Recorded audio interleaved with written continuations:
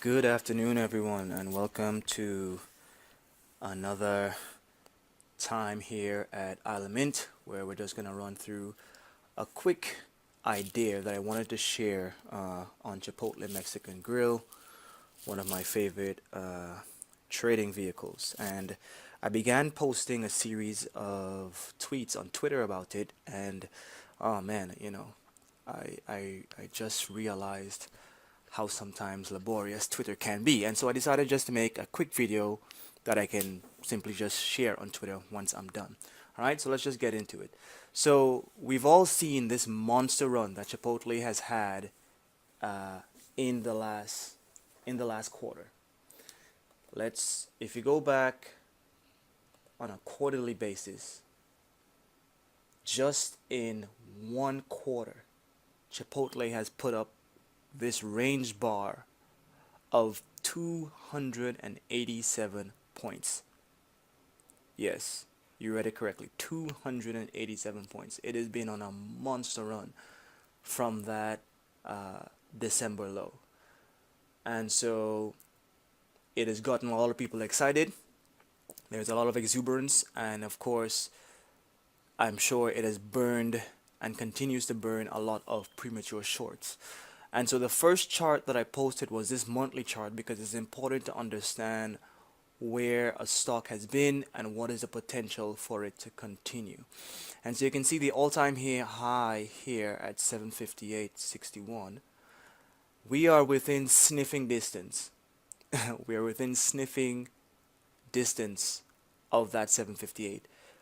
The key here is, how do we get there if we do get there, given that Chipotle has earnings coming up in just about another 3 weeks. And so I am going to be positioning as time goes on and more information comes to, prove either one of these hypotheses that I'm about to share with you. Um, so you've had this really, really big run up. You can see well above the 200-day average, above its 50, hugging its 10-day. Is that the 10 or is that the 5 that I have up there? I believe that's a 10-day, the 10-day moving average. And so nothing about this as it stands right now is screaming a short. I know because it has run up so much in price, a lot of shorts like myself, admittedly, are licking their lips, chomping their lips at the possible range to the downside that you can capture if you time this just right. But as it stands right now, this is not a load them up, tomorrow we're going to get paid kind of short. Too many eyes on it. And so what I'm currently looking at is this last swing high of 715.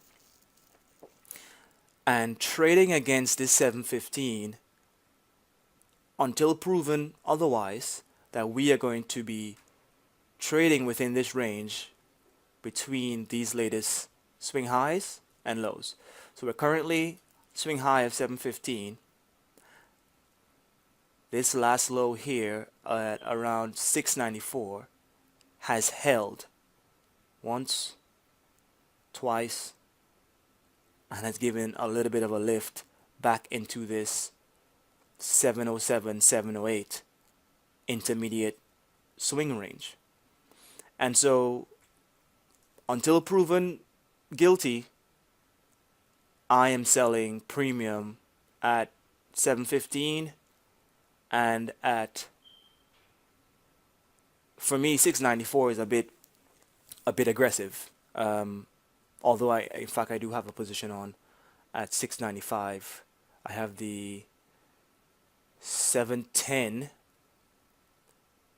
just because I've come to know how Chipotle works sometimes going into uh, these big runs. And again, this is not financial advice. This is not that you should follow.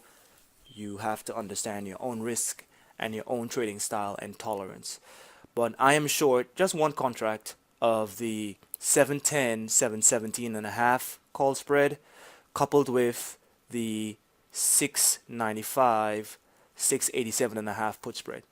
So all I'm looking for is just a bit of cash flow, and for Chipotle for the next 2 days to hold the range between essentially 710 and 694. So for it to continue channeling between these very defined short-term ranges. Now, looking longer term, we know Chipotle has earnings coming up in a couple of weeks. What are the possible scenarios that can happen here?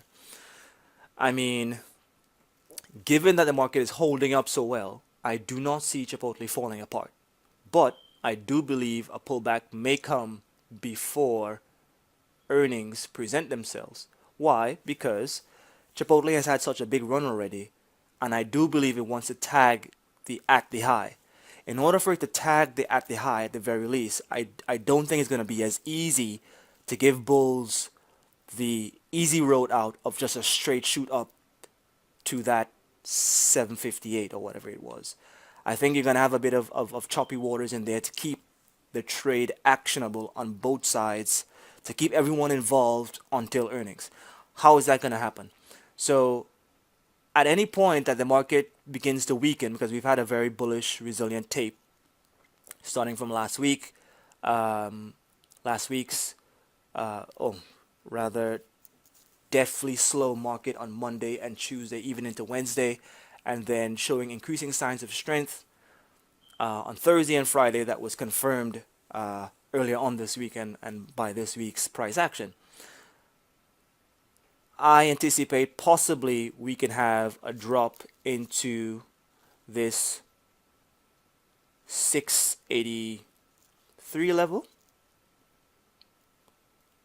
possibly even this 656, 655 level.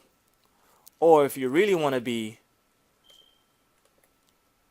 adventurous, and it's not outside of the possibility, even down to, what's this low here, 641, and or the beginning of this bullish impulse right here.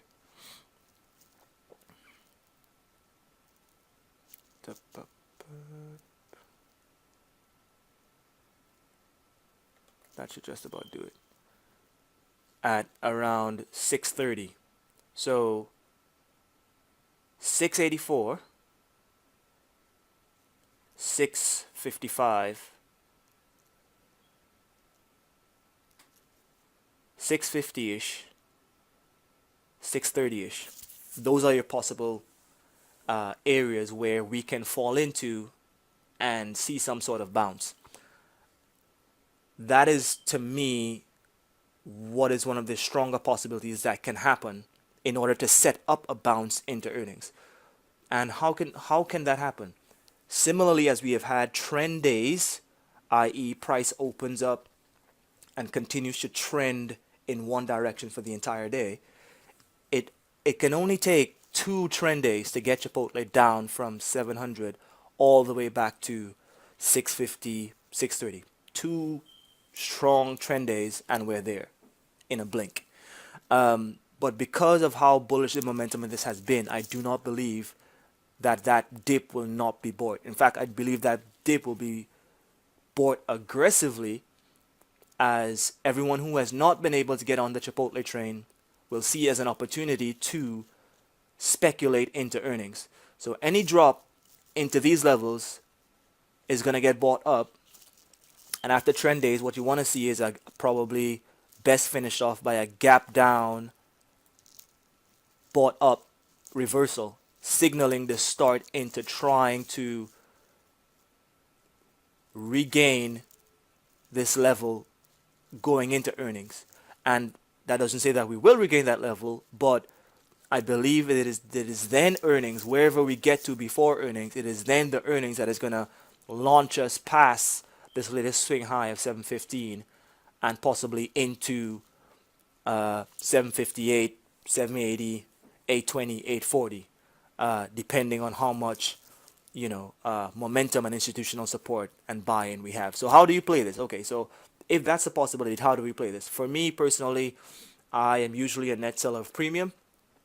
That's just my personal style and level of trading comfort, where I'm most at ease.